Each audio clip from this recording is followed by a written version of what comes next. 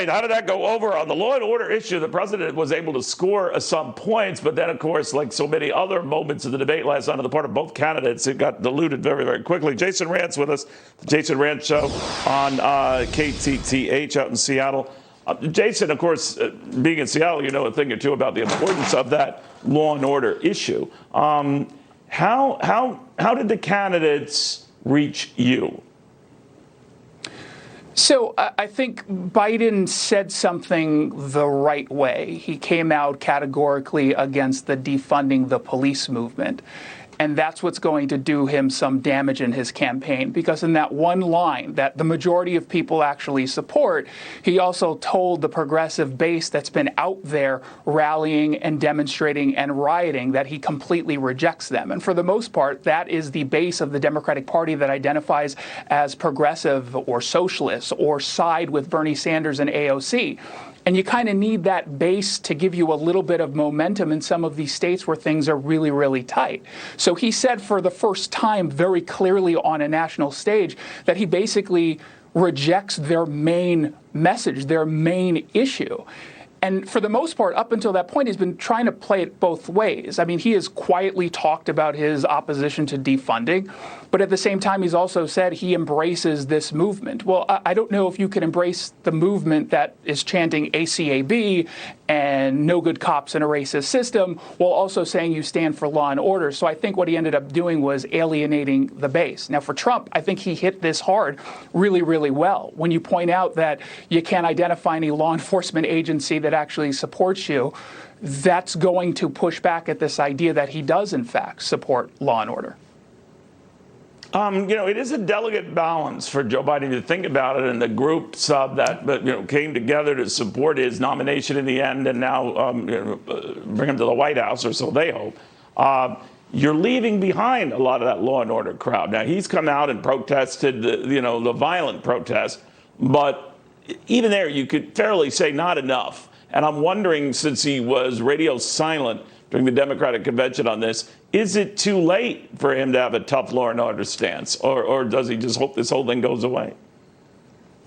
I think it's a little bit too late, Neil. And I think the perfect example was Chris Wallace asking a question that I think was like silently devastating to this campaign.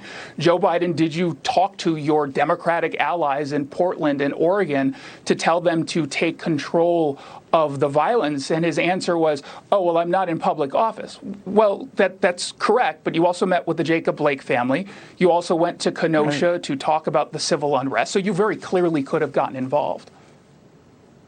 I just wondered, too, I'm not asking you to be a debate critic here, but that he was playing it safe, that Joe Biden was trying to play it very, very safe, almost too safe.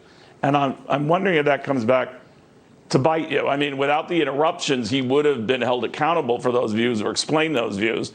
Maybe it would be in the president's interest to let him try next time. What do you think? Yeah, I totally agree. You need to actually let him hang himself with his own policy prescriptions and actually allow the American people to hear the ideas that are coming out of his mouth that the Trump campaign certainly believes is not conducive to a winning campaign strategy. So by interrupting so many times, I get the position that Trump wanted to take. He needed to be a little bit aggressive. He was too aggressive. And in doing so, he ends up harming himself. And to be clear, on the question of white supremacy, he botched that in a really bad way. It was a softball question that he could have very easily said, I wholly condemn white supremacy, and then pivot to Antifa violence, which Joe Biden is very weak on. But instead, he kind of said, sure, I'll condemn it, and then completely move on. Why didn't the president do that? You're literally reading my mind. We were covering this last night, and I thought that was an easy type of an answer. It's easy to play, in this case, Wednesday morning quarterback here. But why didn't he do that? Because you could have both issues going your way.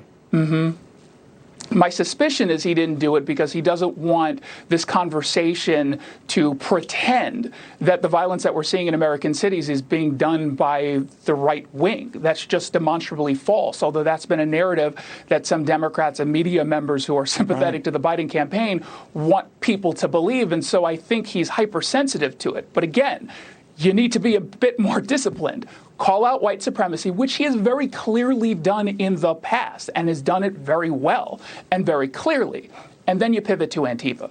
Because the fact of the matter is, Joe Biden is incredibly weak on this. I know that they're quoting the Christopher Wray idea concept, that Antifa is simply an idea. It is true that Antifa is not a national organization with a singular leader, but there are Antifa groups out there. There are many in the Pacific Northwest, and they are organized. They have websites and Facebook pages and Twitter accounts. I mean, they're not hiding this. So when we talk about going after white supremacists, we don't say, well, that's not a group, so you're just calling out an idea. Okay, fine. Well, then we call out white supremacists and we call out Antifa. It's really not that difficult, except Democrats, generally speaking, don't want to call it out. Yeah, you're right. Even Republican Senator Tim Scott of South Carolina says, I hope he corrects it, referring to the comments the president made.